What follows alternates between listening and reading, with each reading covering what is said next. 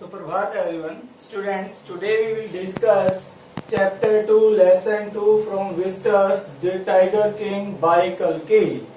Kalki is an Indian writer and he has achieved so many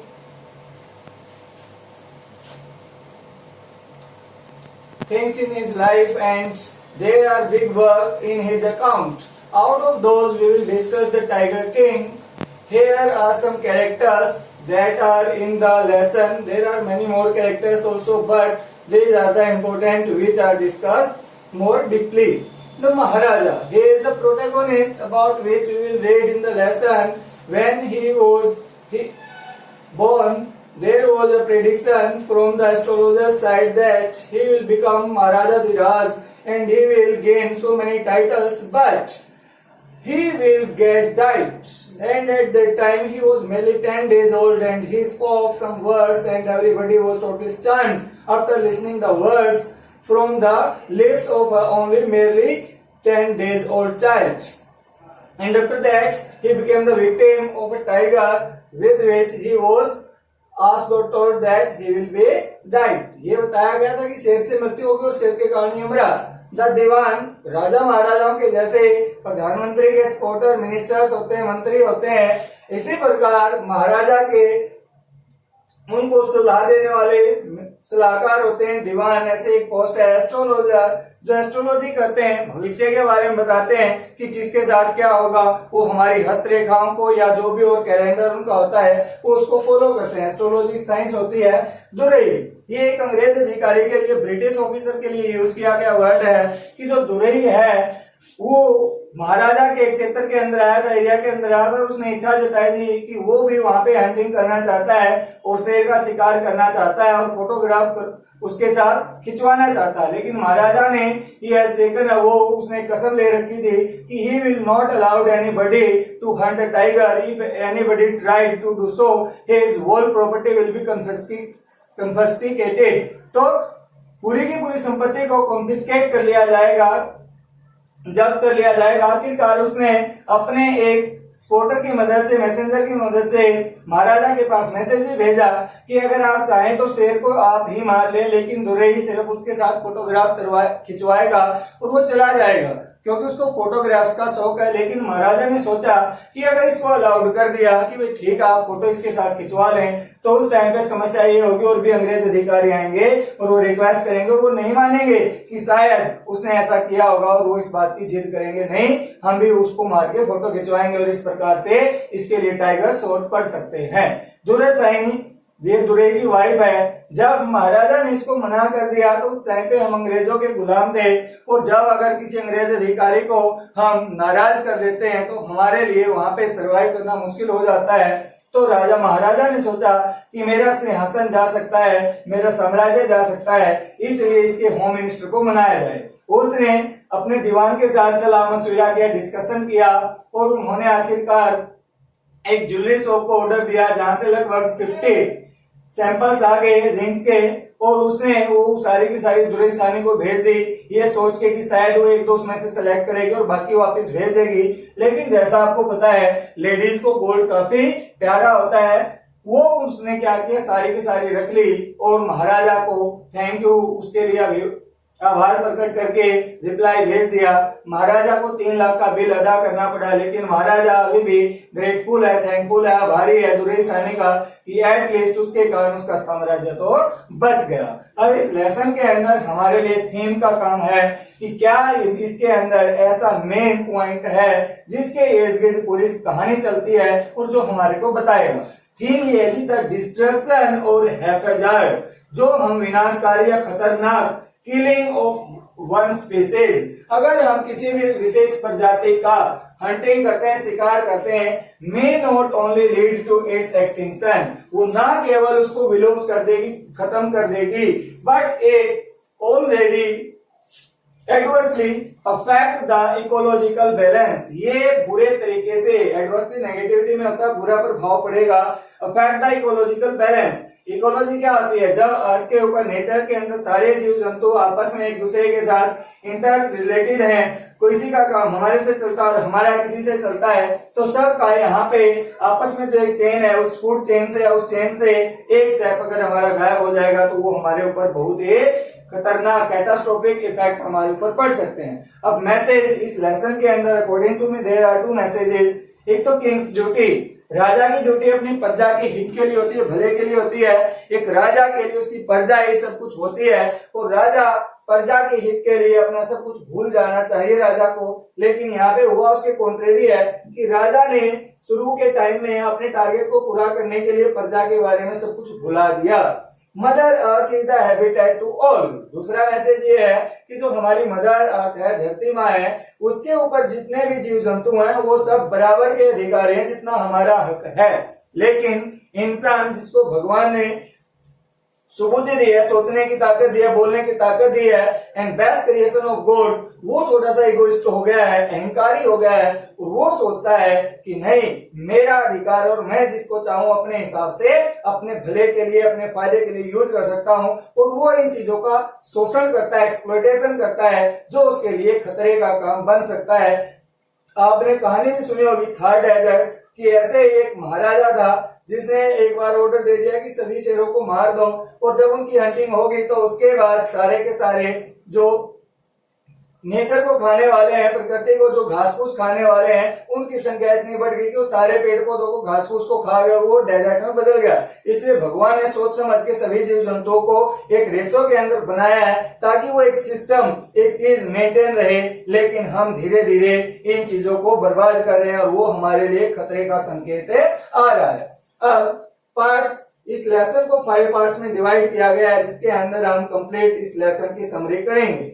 पहले में है the birth and astrologers prediction. अब महाराजा धीराज, जिलानी, जंग बहादुर, पता नहीं अनेकों नाम दिए गए हैं। जब इसका जन्म हुआ तो महाराजा के फादर ने कुछ एस्ट्रोलॉजर्स को बुलाया ये देखने के लिए कि मेरे बेटे का भविष्य कैसा होगा। वो एस्ट्रोलॉजर्स राज्य के अंदर जो भी थे वो आए, उन्होंने उसकी पूरी की पूरी कुंडली बनाई और आखिरकार अनाउंस किया कि ये व्यक्ति बहुत सारे टाइटल्स अचीव करेगा लाइफ के अंदर, लेकिन इसके साथ समस्या होगी बट। जैसे उन्होंने बट कहा तो महाराजा ने उनको कंपेल किया कि नहीं आप बताइए बट का मतलब क्या है। तो उन्होंने कहा एक दिन आपका बेटा मरेगा। जैसे ही ये वर्ड उनके माउथ से आर्टिकुलेट हुए, अनाउंस हुए, इनको सुनते ही 10 डेज का जो बच्चा था वो बेबी एंसेंट करता, वर्ड्स बोलता है और कहता है कि ये तो सबको पता है, Those who come on this earth has to depart. जो आए हैं उनको यहाँ से जाना होगा, have to depart from it. धरती से जाना होगा।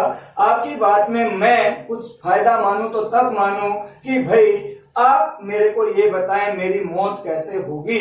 अब वो सब के सब हैरान है कि 10 दिन का बच्चा बोल रहा है। अब वो बेचारे एस्ट्रोलॉजर जो आए हैं अपने हाथ यूं उंगली रखे हुए हैं, वो सोच रहे हैं, चिंता में है कि ऐसा कैसे हो सकता है। आखिरकार जो चीफ एस्ट्रोलॉजर है उसने अपने स्पेक्टेकल्स उतारे, उंगली हटाई और अपनी कैलकुलेशन करने के बाद फिर बताया कि भाई ये जो बच्चा है इसका जन्म किसके काल में हुआ है, बुल में हुआ है, और बुल और टाइगर एक दूसरे के एनिमी है, इसलिए इस बच्चे की मृत्यु टाइगर के कारण होगी।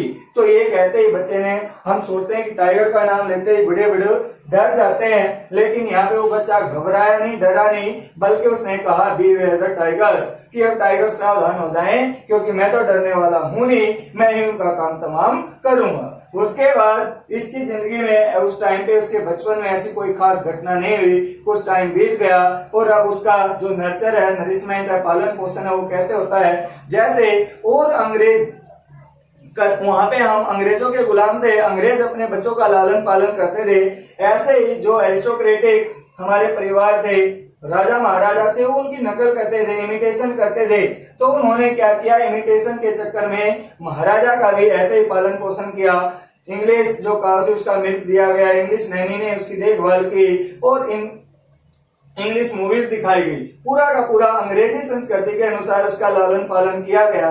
जब वो राजा 20 वर्ष का हो गया तो साम्राज्य अब तक जो चाइल्ड कोर्ट के पास था, क्योंकि उसके फादर के मरने के बाद वो उधर चला गया था, वो देख रेख करते हैं। जैसे आपने देखा होगा अगर किसी बच्चे के नाम कोई लिगेसी है और उसके साथ कोई मिस हैपनिंग हो जाती है कि पेरेंट्स इस दुनिया से डिपार्ट कर जाए या वो बच्चा ही उसका मालिक है, तो पेरेंट्स चाहते हुए भी जब तक वो बच्चा बालिग नहीं हो जाता है, मैच्योर नहीं हो जाता, अडल्ट नहीं हो जाता है, तब तक वो प्रॉपर्टी ना तो वो बच्चा बेच सकता, ना ही उसके पेरेंट्स उसे ले सकते हैं। इसी प्रकार जब महाराजा 20 साल का हुआ तो साम्राज्य उसके हाथों में आया और वहां पे लोगों के मन में वही इच्छा थी कि इसको लेके तो ऐसे ऐसे भविष्यवाणी हुई है। तो उन लोगों ने जब वो बात करनी स्टार्ट की तो धीरे धीरे वो बात उसके कानों तक पहुंच गई। जैसे अभी रिसेंट में ही हमारा रामायण सीरियल चला था, उसके अंदर आपने देखा होगा कि जब राम और सीता युद्ध जीत के रावण को हरा के अयोध्या आ गए थे, तो अयोध्या की जनता ने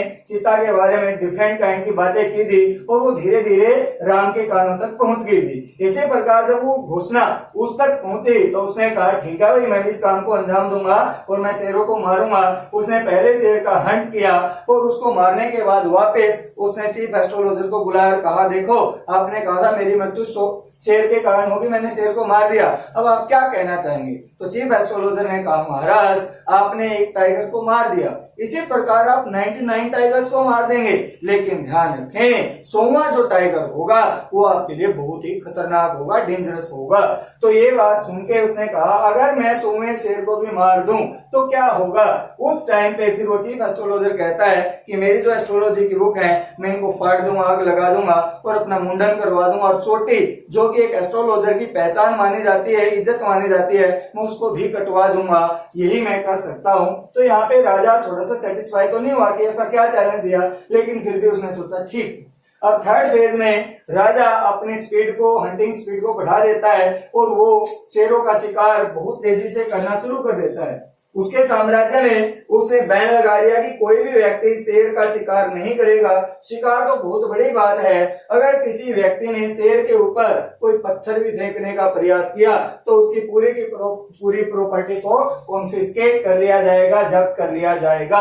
और वो कहता है कि भाई एक कहावत है कि अपनी सेफ्टी के लिए हम काऊ का भी हंटिंग कर सकते हैं, शिकार कर सकते हैं। हम गाय को अपने धर्म के अंदर पायस मानते हैं, पवित्र मानते हैं और पूजनीय है, लेकिन जब वो भी हमारे ऊपर एग्रेसिव हो जाती है और जान को खतरा बनता है तो हम उसको भी मार सकते हैं अपने डिफेंस में। तो टाइगर हंटिंग तो कोई खास बात नहीं होगी, इसलिए वो टाइगर हंटिंग को बढ़ा देता है और उसके साम्राज्य के अंदर लगभग 70 टाइगर्स की वो हंटिंग कर देता है। और 70 टाइगर्स हंट करने के बाद उसके साम्राज्य में जितने भी जंगलों में शेर थे वो लगभग ऐसा हो गया जैसे एक्सटिंक्ट हो गए हों और कोई टाइगर नहीं है।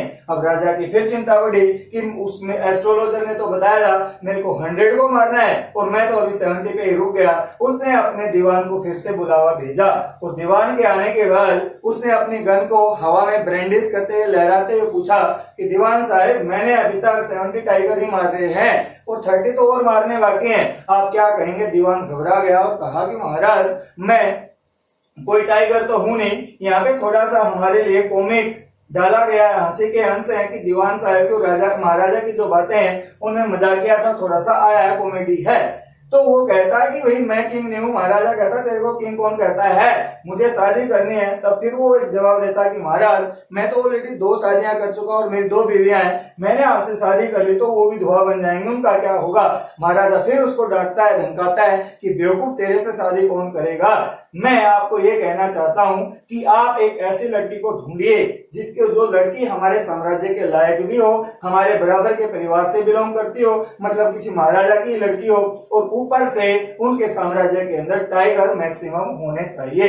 ये बात देख के दीवान साहब ने एक लड़की को ढूंढा और वहां पे महाराजा की शादी हो गई। और शादी होने के बाद महाराजा जब भी अपने ससुराल जाते 5-6 टाइगर को हंट कर देते। इस प्रकार ये करते करते महाराजा ने 99 टाइगर्स को मार दिया। अब जैसा कि चीफ एस्ट्रोलॉजर ने कहा था कि 100वें टाइगर से बच के रहना, अब महाराजा के मन में भी चिंता बनने लगी कि 100वां टाइगर कब आएगा। शायद ये टाइगर उसकी परीक्षा लेना चाहता है और वो जानबूझ के छिपा हुआ है। और जैसे he is defying the order of the Maharaja and he did not want to him let to achieve his own target, वो उसको नहीं चाहता कि वो अपने टारगेट को अचीव कर ले, प्राप्त कर ले, इसलिए जानबूझ के वो अवज्ञा कर रहा, छिप रहा है।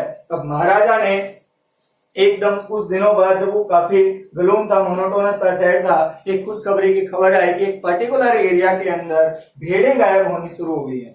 तो वहां पे दो व्यक्ति थे जिनकी इतनी काबिलियत थी कि वो पूरी की पूरी भीड़ को निगल जाते थे। तो उन व्यक्तियों के पास जाया गया, वीरस्वामी नायकर और एक और नाम है वो व्यक्ति। तो जब उनसे पूछा गया तो उन्होंने कहा नहीं, हम कसम खाते हैं कि हम इस काम को अंजाम नहीं देते। तो इस प्रकार राजा का जो शक था वो कंप्लीट हो गया, विश्वास में बदल गया कि फिर तो ये किसी न किसी टाइगर का काम होगा। और राजा ने वहां पे जाके अपना टेंट, अपना पड़ाव डाल दिया और वो वहीं पे रह गया। लेकिन कुछ दिन जब हो गए तो वहां पे कोई टाइगर नहीं मिला। मंत्री ने, दीवान ने उसको बहुत ज्यादा रिक्वेस्ट की कि महाराज कोई बात नहीं, आप महल में चलिए फिर देख लेंगे। लेकिन महाराजा तो ठान के गए थे या तो सोमा शेर मार के आऊंगा या खुद मर के आऊंगा। जब उसने ये कहा कि अगर कोई मुझे बताएगा कि कहाँ पे टाइगर है तो उनको 3 साल के जो टैक्सेज है उनसे एग्जम्प्ट कर दिया जाएगा, छूट दे दी जाएगी। लेकिन जब कहीं पे टाइगर नहीं मिला तो गुस्से में महाराजा ने कहा कि टैक्सेस बढ़ा दो। दीवान ने सजेशन दिया कि महाराज अगर ऐसा किया तो लोगों के अंदर रोष बढ़ जाएगा, वो रिवोल्ट करेंगे, प्रदर्शन करेंगे, बहुत सारे आंदोलन होंगे, राइट्स हो सकते हैं, दंगे हो सकते हैं। और जब ये बात ब्रिटिश हुकूमत को पता चलेगी तो वो हमसे जवाब मांगेंगे और हमारा साम्राज्य वापिस जो इंडियन नेशनल कांग्रेस जो कहती है हम हितैषी हैं भारतीयों के, उसके अधीन चला जाएगा और हम क्या करेंगे। तो महाराजा ने कहा तेरे को इतना ही डर लगता है तो ऐसा है, या तो टाइगर ढूंढ दे नहीं तो तेरी नौकरी गई। अब ये बात सुनते ही दीवान साहब भी घबरा गए कि तेरे ऊपर तलवार लटक गई है। अब दीवान साहब ने भरसक प्रयास किया कि कहीं से टाइगर मिले। तब उसको याद आया कि उसके घर के अंदर पीपल्स पार्क से लाया हुआ एक टाइगर है। वो रात के अंधेरे में अपनी बूढ़ी बीवी की मदद से एक कार के अंदर डालते हैं और जहां पे राजा रुका हुआ था उस जंगल में छोड़ आते हैं। अब जब वो शेर को निकालना चाहते तो शेर ने भी जैसे सत्याग्रह कर दिया है, it did not want to let out from the car, वो कार से बाहर नहीं निकलना चाहता है। लेकिन फिर भी उन्होंने जोर जबरदस्ती करके उसको निकाल दिया। और जैसे ही मॉर्निंग हुई वो टाइगर उस जंगल से आके राजा के सामने आ गया और जैसे ये कहना चाहता है कि महाराज हुक्म कीजिए, क्या ऑर्डर है आपके सर्वेंट के लिए। ये जैसे ही उसने देखा तो महाराजा बड़ा खुश हुआ और महाराजा ने अपनी बंदूक उठाई, निशाना साधा और गोली चला दी। वो टाइगर काफी कमजोर था, वीक था। जैसा आप 10th क्लास के अंदर पढ़ के आए होंगे, अगर आपके पास इंग्लिश कम्युनिकेटिव थी मिसेस फैकल्टाइट्स टाइगर, तो उसी के भांति वो टाइगर था जो कि बेचारा गोली की जो आवाज थी उसी के कारण बेहोश होकर गिर गया। और महाराजा ने सोचा मैंने सोमा शेर मार दिया है। अब उसने अपने सर्वेंट से कहा कि सोमे शेर को तो स्पेशल एक प्रोसेशन के अंदर, जुलूस के अंदर हमारे साम्राज्य में लाया जाए, वहां पे इसकी एक स्पेशल कबर, एक मूर्ति बनाई जाए जो हमारे लिए एक अचीवमेंट का सिंबल होगी। और ये कह के राजा वहां से चला गया। और अब वो खुश है कि जैसा मेरे अगेंस्ट कहा गया था कि सोमे शेर से मरूंगा, अब मैंने सोमे शेर को मार दिया है और शायद अब मेरा अंतिम समय नजदीक नहीं आएगा। ये इंसान की एक सबसे बड़ी भूल है कि वो अपने आप को अमर करना चाहता है, लेकिन वो ये भूल जाता है कि यहाँ पे तो जो भगवान आए हैं वो भी इस धरती को अलविदा कह के गए हैं, हम तो हैं कौन। इसी उसमें हम ईगो में बहुत सारे गलत काम कर बैठते हैं। आखिरकार हमें धरती से जाना तो है ही। जब वो चला गया, उसके जाने के बाद राजा के मंत्री उसके नजदीक गए तो उस टाइगर ने तब तक होश आ गया था और उसने अपने धीरे से आंखें खोली। जैसे कई बार घर में घर वाले कोई काम बताएं तो हम एक्टिंग कर जाते हैं जैसे सो रहे हैं और फिर कुछ टाइम बाद हम आंखें खोल के देखते हैं कि वो सब चले गए। तो इसी प्रकार टाइगर ने भी कोई एक्टिंग की थी कि वो बेहोश था, वो होश में आ गया और आंखें खोली तो मंत्री घबरा गए कि टाइगर तो जिंदा, महाराज ने मारा नहीं। लेकिन ये बात अगर हमने महाराज को बता दी तो गड़बड़ हो जाएगी, महाराज हमें नौकरी से ना निकाल दें। इसलिए उन्होंने नजदीक से एक निशाना साधा और टाइगर को मार दिया और एक जुलूस के साथ साम्राज्य में ले गए। अब तक महाराजा का जो गेस्ट रूम था उसमें 99 टाइगर्स की स्किन उसने लटका रखी थी, जो उसके लिए एक प्राउड ईगो था, घमंड था कि मैं इतने हंटिंग कर चुका हूँ। और उस हंटिंग के दौरान ये नहीं है कि राजा ने कोई प्रॉब्लम फेस नहीं की। कई बार ऐसा आता था उसका निशाना चूक जाता था और निशाना चूकने के बाद महाराजा अपने खाली हाथों से, बेयर हैंड से वो फाइट करता था और आखिरकार जीत महाराजा की होती थी, उसको मार देता था। लेकिन अब की बार उसने सोमे टाइगर को मारा नहीं, वो वहां पे ले गए। राजा खुश है और उसने जो कहा था कि भाई पहले मैं अपनी जो ओथ है, कसम है, उसको पूरा करूंगा। उसने सोचा पूरा कर दिया, अब मैं अपना टाइम अपने साम्राज्य को, राजपाट को दूंगा।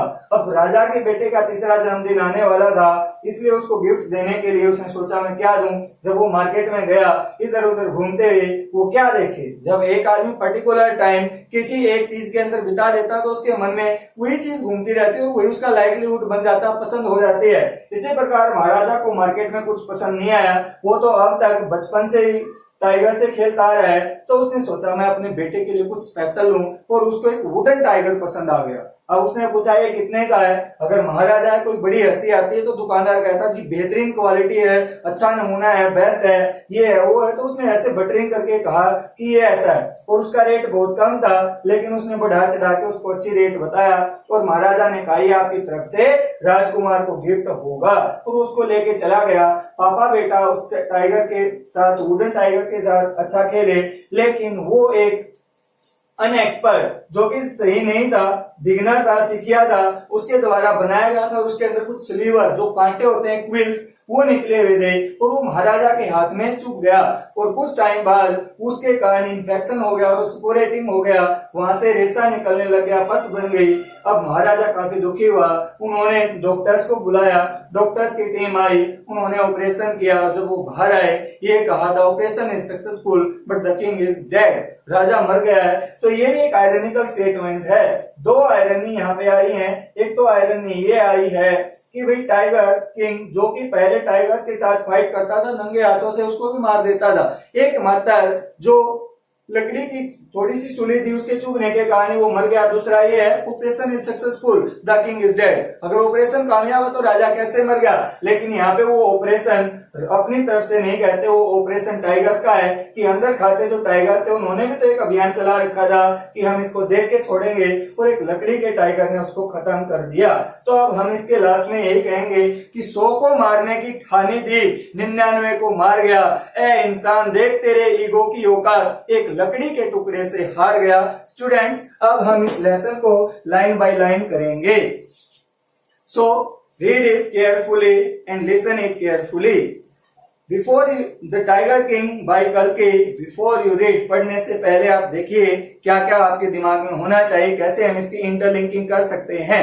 What is the general attitude of human beings towards wild animals? तो वो इंसान से एक सवाल कर रहा है कि जो हम इंसान हैं, हमारा जो वाइल्ड एनिमल्स हैं, उनके प्रति क्या एटीट्यूड है, क्या दृष्टिकोण है। इंसान चाहता है कि मैं उनको अपने अधीन कर लूं, अपनी इच्छा अनुसार चलाऊं, वो जो कि गलत है, क्योंकि वो भी स्वतंत्रता चाहते हैं, फ्रीडम चाहते हैं, जैसे हम अपने आप को आजाद रखना चाहते हैं। जैसे अब कोरोना काल से सीखा जा सकता है कि जब लॉकडाउन हुआ और हम कुछ ही दिनों घर में रुके, उस टाइम पे हमें एहसास हो गया आजादी की क्या कीमत है। तो उन जानवरों से पूछिए जो इतने दिन से उनके पिंजरों में ही बंद रहते हैं, वहीं पे जिंदगी तोड़ देते हैं, उनको भी तो आजादी की इच्छा होती होगी। The Maharaja of Pratibandapuram is the hero of this story. अब जो कहानी वो सुनाने जा रहा है टाइगर किंग, इसके अंदर प्रतिबंधपुरम नामक जो जगह है, वहां का महाराजा हीरो है, प्रोटेगोनिस्ट है। He may be identified as his highness Jamedar general, Khiledar major, सत्ता व्याग्रह, समहारी महाराजा धीराजा, विश्वभूना सम्राट, सर जिलानी जंग बहादुर, MAD, ACTC और CRCK, ये अलग अलग नाम दिए गए हैं। लेकिन आखिरकार जब नाम दिया जाए, कंक्लूजन पे पहुंचे, तो टाइगर किंग उसका नाम है। But this name is often shortened to the tiger king. ये सारे नाम मिला के उसको एक नाम जिसने ज्यादा ख्याति दी, प्रसिद्धि दिलवाई, वो टाइगर किंग के नाम से फेमस हुआ।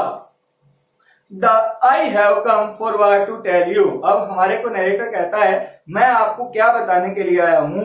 Why he came to be known as tiger king, उसको ये टाइगर किंग नाम कैसे मिला, ये बताने के लिए नरेटर हमारे सामने आया है। I have no intention, मेरी ऐसी कोई इच्छा नहीं है। ओ प्रिटेंडिंग, प्रिटेंडिंग होता है प्रीटेक्स्ट, एलिबी, बहाना, दिखावा करना, कि मैं दिखावा करूं क्या।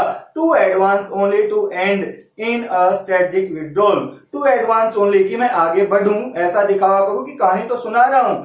ओनली टू एंड इन, और मैं इसको खत्म कर दूं किसमें, स्ट्रेटेजिक विड्रॉल, एक स्ट्रेटेजिक रणनीतिकार विड्रॉल। मैं कहानी भी सुना दूं, कोई आंच भी ना आए, मैं ऐसे तरीके से नहीं, मैं जो लॉजिकल है, टू द पॉइंट है, उसी तरीके से इस कहानी को आपको सुनाऊंगा। Even the threat of a Stuka bomber, वो कहता है बेशक से अगर मुझे धमकी दी जाए। स्टुका बॉम्बर जर्मन डाइव बॉम्बर, ये एरोप्लेन थे, जैसे युद्ध के अंदर हमारे जहाजों का हम यूज करते हैं गोले या बम गिराने के लिए। स्टुका बॉम्बर ऐसे ही जर्मनी का एक जहाज था जिसको युद्ध में यूज किया गया था। Will not throw me off track, तो कहता अगर उसकी धमकी दी जाए कि स्टुका बॉम्बर आएगा, बम गिरा देगा, तो वो भी मुझे अपने रास्ते से मीन्स कहानी सुनाने से उल्टा नहीं हटा सकती, मैं कहानी सुना के ही रहूंगा। द स्टूका इफ इट लाइक्स, और कहता है अगर स्टूका अब यहाँ पे चाहे तो अपनी इज्जत बचाने के लिए can beat a hasty, hasty होता स्पीडी, बहुत जल्दी से, रिट्रीट गो बैक, वापस जाना, फ्रॉम माई स्टोरी, वो मेरी कहानी से वापस जा सकता है। जैसे आपने देखा होगा हमारे देश के अंदर 26 जनवरी पे रेड फोर्ट पे परेड की जाती है और कुछ टाइम बाद रिट्रीट सेरेमनी होती है, वापस वो परेड लाल किले तक आती है। तो इसी प्रकार ये कहता है वो वापसी कर सकता है लेकिन मैं वापस हटने वाला नहीं हूं।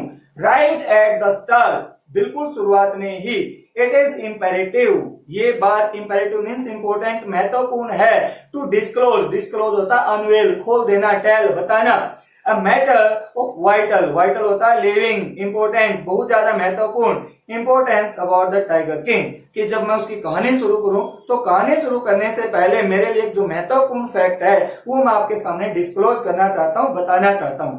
Everyone who reads of him will experience the natural desire, हर कोई जो उसके बारे में पढ़ेगा कि भाई टाइगर किंग कौन था तो उसके मन में एक दिली इच्छा होगी, अपने आप स्वाभाविक इच्छा जगेगी, to meet a man of his indomitable courage, कि वो एक ऐसे आदमी से मिले, इंडोमिटेबल होता है अनबीटेबल, अदम्य, जिसको हराया ना जा सके, रोका ना जा सके, करेज फेस टू फेस, कि एक इतना साहसी आदमी, उससे तो हम आमने सामने ही मिलना चाहेंगे, but there is no chance of its fulfilment, लेकिन वो सॉरी फील करता है कि ये इच्छा आपकी पूरी नहीं की जा सकती।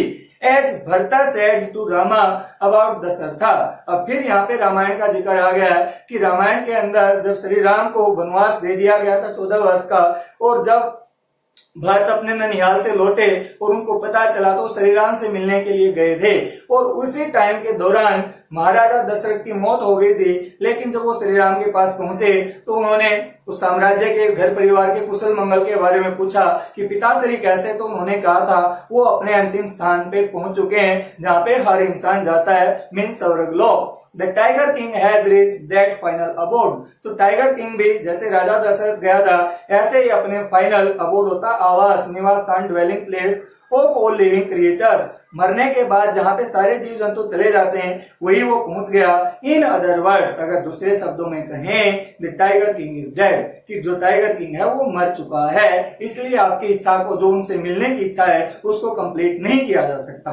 The manner of his death is a matter of extra ordinary interest, अब वो उसकी मौत कैसे हुई ये भी एक एक्स्ट्रा ऑर्डिनरी, असाधारण इंटरेस्ट की बात है जिसको हमने बहुत ध्यान से सोचना होगा, पढ़ना होगा। इट कैन बी रिवील्ड, इसको प्रदर्शित किया जा सकता है, एक्सप्लेन किया जा सकता है, only at the end of the tale, ये कहानी के अंत में ही बताएंगे, नहीं तो कहानी का जो इंटरेस्ट है वो खत्म हो जाएगा।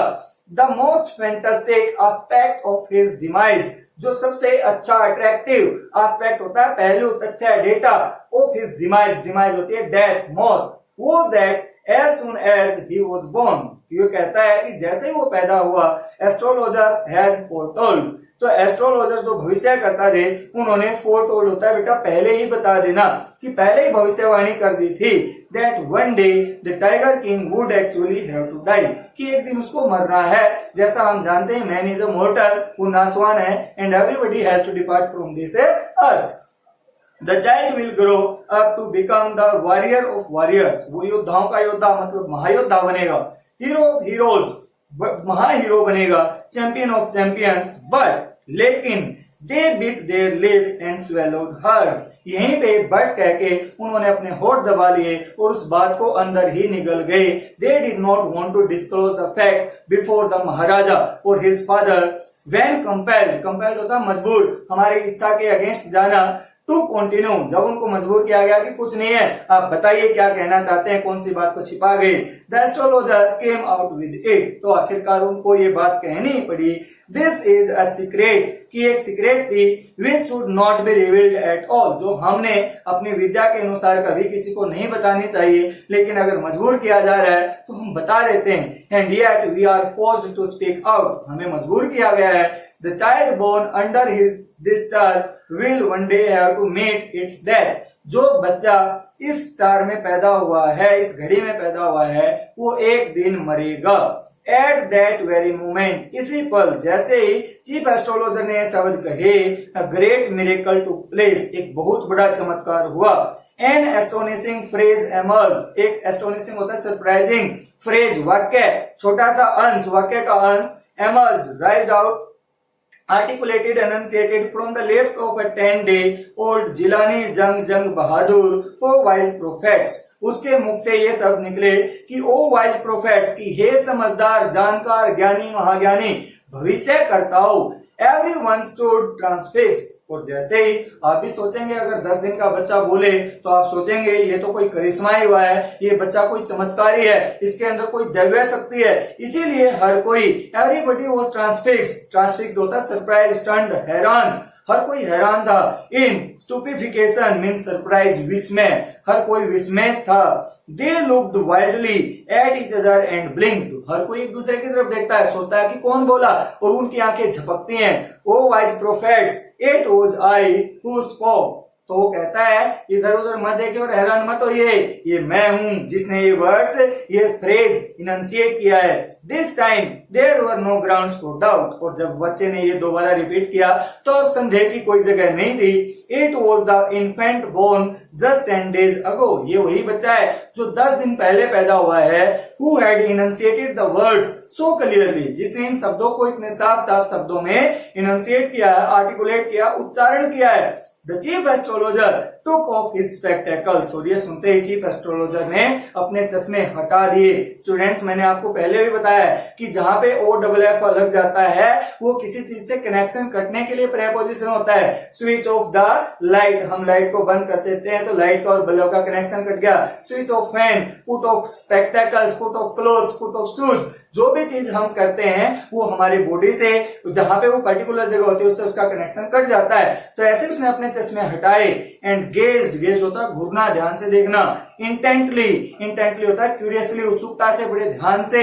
एट द बेबी, उस बच्चे को देखता है कि merely 10 days old infant is speaking or articulating so clearly, it may be miraculous or may be godly power that is given to him, conferred to him. All those who are born will one day have to die. जो लोग पैदा हुए वो एक दिन मरेंगे, because we are mortal. We do not need your predictions to know that. वो कहता है आपने जो भविष्यवाणी की है कि मैं एक दिन मरूंगा, तो इसमें कौन सी बड़ी बात कर दी। There would be some sense in it. इसमें मैं कुछ important तो तब मानूं if you could tell us the manner of that death. अगर आप मौत का कारण बता दो तो मानो हाँ आपने कोई बड़ा काम किया है। The royal infant uttered, जो शाही राजकुमार है, बच्चा है, uttered होता है स्पोक, बोलना, और अगर एज ए नाउन है तो इसका मतलब होता है कंप्लीट। These words, उसने इन शब्दों को बोला in his little squeaky voice, squeaky होता है श्रील, तीखी, उस बच्चे ने अपनी तीखी आवाज में कहा। The chief astrologer placed his finger on his nose, अब वो फिर चिंता में है, thinking, वो सोच रहा है कि क्या किया जाए, in wonder, हैरानी में। A baby barely 10 days old opens its lips and speaks, सिर्फ 10 दिन का बच्चा अपने होठों को खोलता है और बोलता है साफ साफ। Not only that, और बोलना भी छोड़ो, ना केवल ये, it also raises intelligent question, बल्कि तो बुद्धिमत्ता भरे सवाल भी हमसे पूछता है। Incredible, अविश्वसनीय, it can't be believed, unbelievable है। Rather like the bulletin issued by the war office, rather like, जैसे कि the bulletins issued, जो बुलेटिन होते हैं, समाचार होते हैं, news, by the war office means जो न्यूज रूम होता है वहां से जो समाचार सुनाने वाले होते हैं, न्यूज रीडर होते हैं, वो न्यूज को ऐसे नमक मिर्च लगा के प्रेजेंट करते हैं और सही बात नहीं बताते हैं। तो इसी प्रकार से ये बच्चा उसी की भांति सही बात पे आने के बजाय घुमा फिरा के नमक मिर्च लगा के उन बातों को अट्रैक्टिव कर रहा है। देन फैक्ट्स, वो फैक्ट नहीं बताते लेकिन उनको घुमाते रहते हैं। The chief astrologer took his finger off his nose, फिर डबल ओ डबल एफ आया है तो वहां पे उसने अपनी उंगली को हटाया, and fixed his eyes upon the little prince, और छोटे से राजकुमार पे अपनी आंखें गड़ा ली। The prince was born in the hour of the bull, ये कहा इस बच्चे का जन्म बुल के आवर में, बैल के आवर में हुआ है। The bull and the tiger are enemies, bull की और टाइगर की एनिमिटी है, दुश्मनी है। Therefore, इसलिए death comes from the tiger, इसकी मौत का कारण एक टाइगर बनेगा। He explained, उसने इसको explain किया। You may think that Crown Prince Jang Bahadur was thrown into a quake, you may think, आप सोच सकते हैं, दैट क्राउन प्रिंस की जो आगे राजकुमार जिसको सिंहासन मिलेगा, ताज मिलेगा, वो राजकुमार जंग बहादुर, वो throne into a quake, throne into means चला जाएगा, क्वेक होता शिवर, कंपन, ट्रेमलिंग, कि टाइगर का नाम सुनते ही वो डर जाएगा। When he heard the word tiger, जैसे वो टाइगर शब्द सुनेगा, that was exactly what did not happen, लेकिन ऐसी बात नहीं कि ऐसा हुआ, एकदम इसके विपरीत घटना घटित हुई। As soon as he heard it pronounced, जैसे उसने ये शब्द घोषणा सुनी कि ऐसा होगा, the crown prince gave a deep growl, वो एकदम से गहराई आवाज से गुर्राया, जैसे टाइगर गुर्राता है, गरजता है। terrifying words emerged from his lips, terrifying होता है खतरनाक, डरा देने वाले, भयंकर कर देने वाले, वो वर्ड्स उसके माउथ से emerge होता है, राइज निकलना, from his lips, let tigers be aware, और कहता है शेरों को कह दो सावधान हो जाएं। This account is only a rumour right, ये जो घटना है, रूमर होती है अफवाह, राइट होती है प्रिवेलिंग, प्रचलित, इन प्रतिबंधपुरम, ऐसी घटना जो है प्रतिबंधपुरम में प्रचलित है, राजा से संबंधित। बट विद हिंडसाइट, लेकिन जो ये पिछली बातें अब तक हमने सुनी है कि 10 दिन का था बोला, इन पिछली बातों से हम अनुमान लगा सकते हैं, वी में कंक्लूड, हम इस निश्चय पे पहुंचे हैं, it was based on some truth, शायद ये जो बातें हैं कुछ न कुछ सच्चाई का अंश इसमें होगा। अब पार्ट 2 देखिए, crown prince Jung Bahadur grew taller and stronger day by day, अब जैसे जैसे हमारी ग्रोथ होती जाती है तो हम स्ट्रॉन्गर और टोलर बढ़ते जाते हैं, क्योंकि बॉडी ग्रोथ करती है। No other miracle marked his childhood days apart from the event already described, no other miracle marked his childhood, अब उसके बचपन में इसके अलावा और कोई चमत्कारी घटना नहीं हुई। डेज अपार्ट, अपार्ट होता है के अलावा, साइड, बिसाइड, के अलावा, from the event already describe, जो इवेंट पहले ही बताया जा चुका है, उसके बिसाइड्स कोई घटना उसके बचपन में नहीं हुई जो रिमार्केबल हो, यादगार हो। The boy drank the milk of an English cow, उसने एक अंग्रेजी गाय का दूध पिया।